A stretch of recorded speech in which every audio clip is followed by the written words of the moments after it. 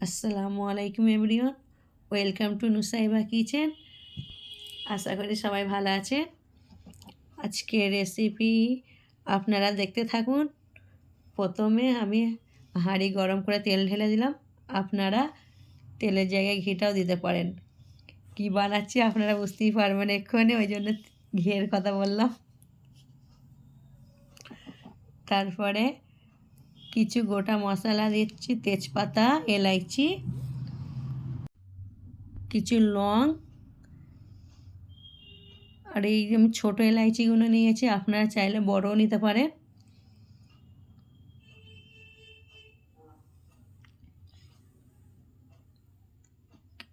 গোটা মরিচ নিয়েছি, গোলমরিচ, কাঁচা জিরে দিয়ে দিলাম কিছু গোটা,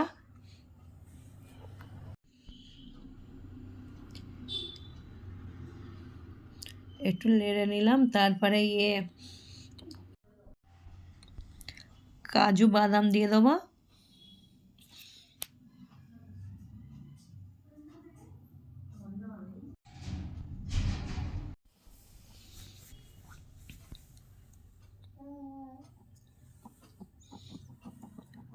একটু নেড়ে নিয়ে কিশমিশটাও দিয়ে দেবো।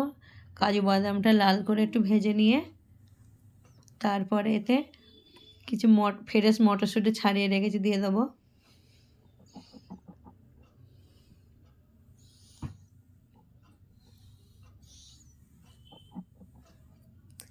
এর আগে আমি মটরশুঁটির পোলাও বানিয়েছিলাম, ওতে হলুদ গুঁড়ো, লঙ্কা গুঁড়ো সব দিয়েছিলাম। এটা কিন্তু সাদা বানাবো। কিছু এই গোটা মশলা দিয়েছি, ব্যাস, আর কোনো কিছু মশলা দেবো না, বিনা মশলা ছাড়া।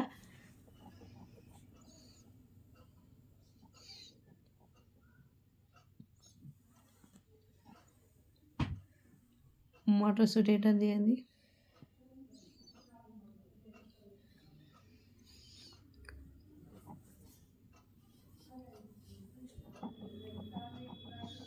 একটু সামান্য নুন দিয়ে দেবো।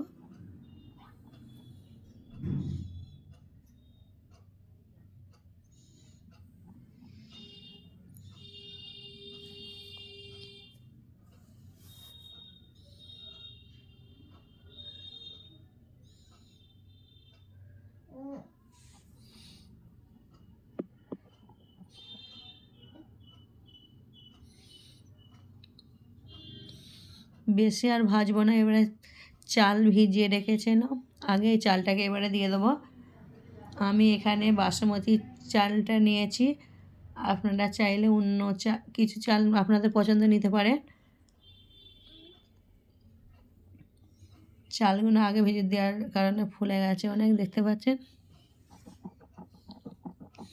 সবসময় পোলাওয়ের জন্য আগে চাল ভেজে দিলে কিন্তু পারফেক্ট পোলাওটা তৈরি হয়।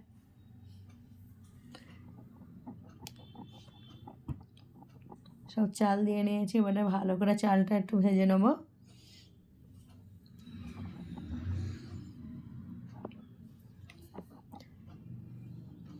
খুব সহজে বানানো যায় পোলাওটা। ঘরে কোনো মেহমান এলে তাড়াতাড়ি বানিয়ে ফেলতে পারবেন।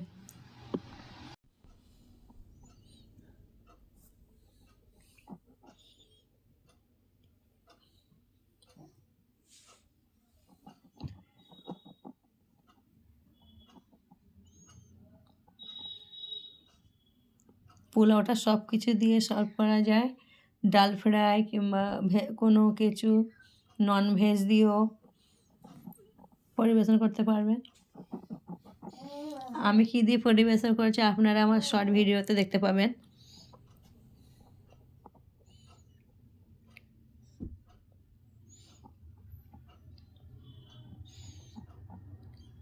তখন অল্প নুন দিয়েছিলাম বলে এবারে এখন স্বাদ অনুসারে নুনটা দিয়ে দেবো।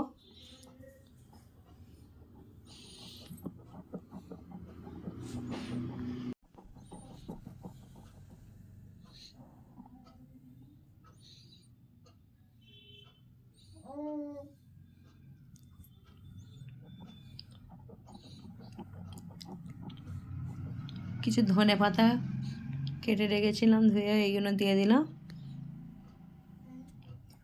একটু নেড়ে নিয়ে পানি দিয়ে দেবো। এটা যদি কুকারের হতো পোলাওটা, তাহলে পানির পরিমাণটা একদম কম দিতে হবে, যেহেতু চালটা আগে থেকে ভিজে দেওয়া ছিল। হাঁড়ি বলে এমন আন্দাজে পানি দিতে হবে যেন চালগুলো পুরো একদম ডুবে থাকে খালি। একদম বেশি পানি দিলে আবার ভাতগুলো সব নরম হয়ে যাবে, ঘেঁটে যাবে। এবারে এতে পানি দিয়ে দেবো। আপনারা দেখতে পাবেন কেমন পানির এটা দিচ্ছি, যেন চালগুলো ডুবে থাকে শুধু।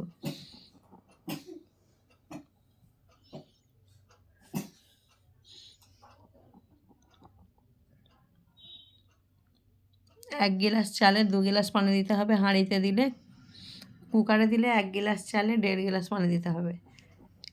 পানিটাই মেন। পানির পরিমাণটা ভালোভাবে আগে দেখে নিতে হবে।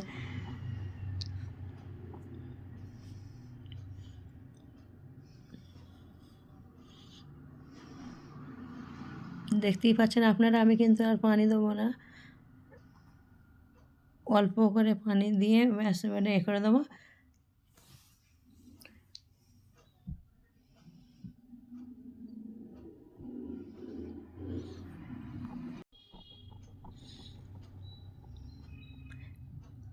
ফ্লেভারের জন্য একটু ঘি দিয়ে দেবো।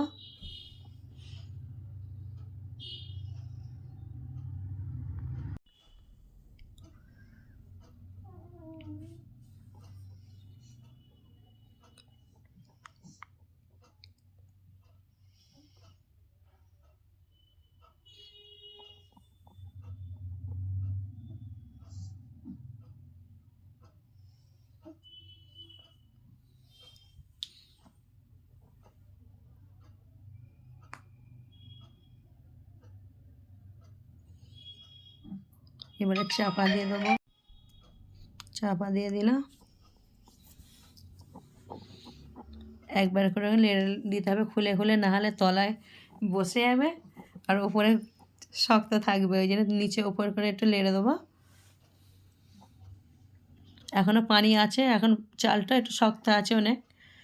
পানিটা টানতে টানতে ভাতটা পুরো কমপ্লিট হয়ে যাবে। আর যদি পানি কম থাকে, তাহলে চাল যদি শক্ত থাকে, তাহলে গ্যাসের ফ্লেমটা আস্তে করে দিয়ে চাপা দিলে দমেতেই হয়ে যাবে ভাতটা। কিন্তু আমার ভাতটাও শক্ত আছে, পানিও একটু আছে।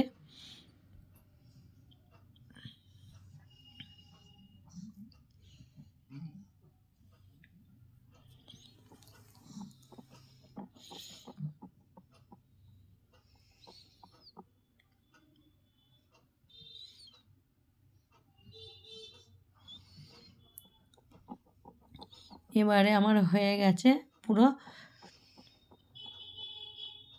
দেখতে পাচ্ছেন পুরো শুকিয়ে পড়ে গেছে, ঝরঝরে মতন। বাকি ঠান্ডা হয়ে গেলে আরও ঝরঝরে হয়ে যাবে। আর পানি ফানি কিছুই নেই, দেখতে পাচ্ছেন, লেড়ে দেখাচ্ছে আপনাদেরকে, পুরো শুকিয়ে গেছে।